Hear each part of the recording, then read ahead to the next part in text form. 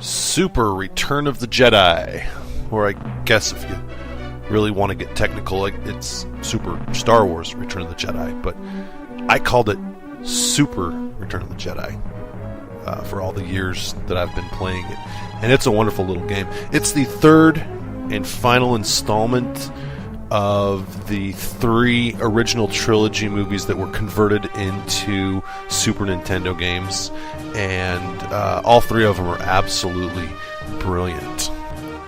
And I did a nice write-up for the folks at Defunct Games about the first Super Star Wars game. The sequels, Super Empire Strikes Back, and of course Super Return of the Jedi, both had password systems that were not present in the original Super Star Wars game. When you ran through all 3 lives, or however many lives you've collected, and your game was over, the system would give you a password for the current stage you were on. And back in the day, before the internet really was as prevalent as it is now, you had to actually write those passwords down so that you could remember them.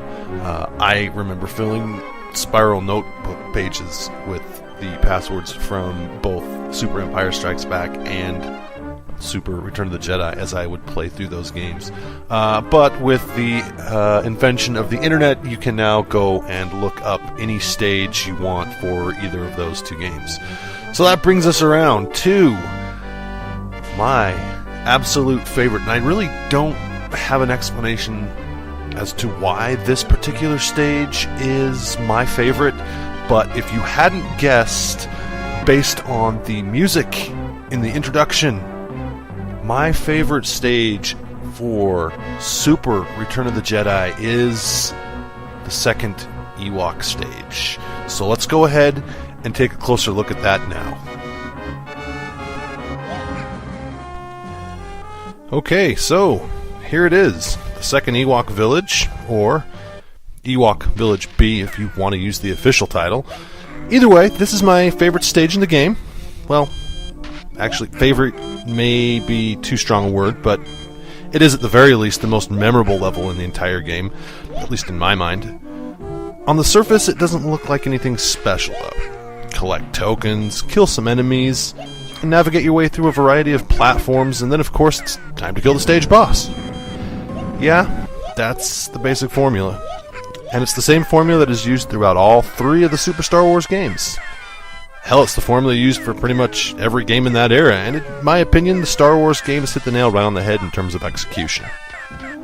Now, LucasArts designed some of the most beautiful stages in all of video gaming history, and Ewok Village B is a wonderful example of just how much detail went into these games. The attention to detail is amazing. You can really make out the textures in the trees and logs. There are vines and other assorted vegetation that really capture the abundant plant life found on the forest moon of Endor. Even the little houses of the Ewoks show the intricate details of life in the treetops. For me, the best part of this stage has to be the sound and music. Since LucasArts created it, they were able to use music and sound effects right out of the movie.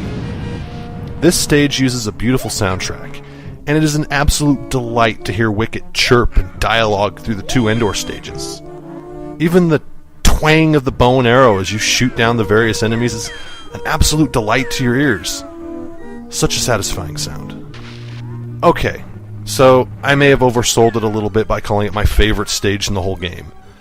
I think it's probably fair to say that this is, well, at the very least, the most memorable stage in the game. The combination of visual effects and sound really made this one stick out in my mind. If you've ever played this game, you may agree with me, but then again you may not, and you may actually have your own favorite stage.